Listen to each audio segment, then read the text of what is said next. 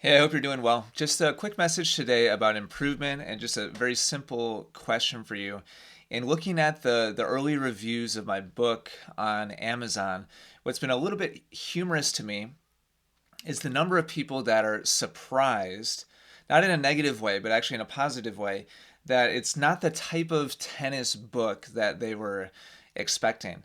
I think a lot of people expected a very technical, very like position one, position two, position three, like here's how to hit a forehand, or maybe even more tactical, like aim here, here's the pattern and the strategy, so on and so forth.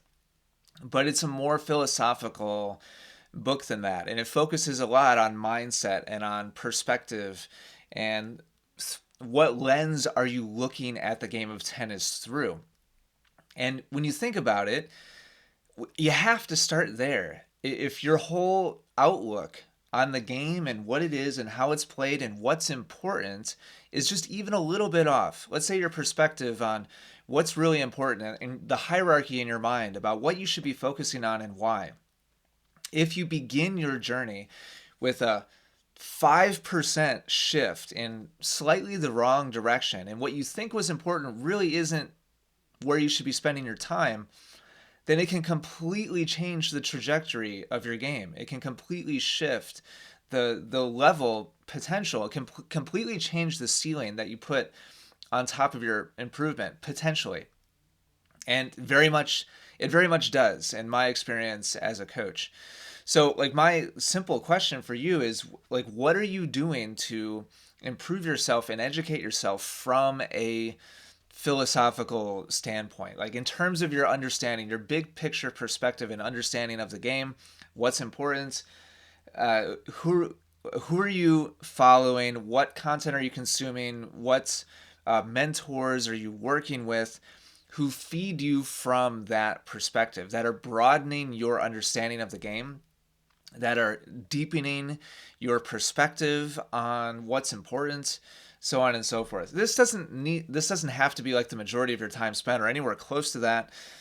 In fact, I would say, I don't know, if you just spend an hour or two a week consuming that type of guidance, then that can just really help uh, in a very productive way help guide the rest of your time that you spend on the courts and where your mind is during your next match and how you plan your next training session, your next practice session. And making little tweaks to that foundation can completely change the trajectory that your game is on over the next couple years. So anyway, of course I'm, really biased, but I'm obviously like I'm really proud and happy with what we put together for the book, and I'm happy to see that people are taken aback by it, and it's not necessarily the the technical and tactical. Of course, there is technical stuff, and there are tactical strategies and whatnot. Of course that stuff is in there, but we were trying to put together something much more fundamental and much more meaningful and impactful than just the nuts and the nuts and the bolts of like how to play good tennis. So I'm really happy to see that's been the case.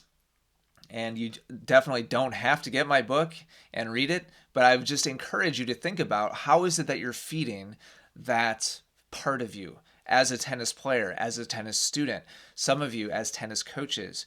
It's critical you continue to challenge yourself because as soon as you stop to feed that foundational level, everything else that's built on top of it can get a little bit stale and a little bit off track. And once you start to deviate just a little bit, then you can find yourself years down the road having wasted a lot of time and a lot of energy. So, something to think about. Hopefully, that makes sense. I hope you're doing well. I'll talk to you again really soon.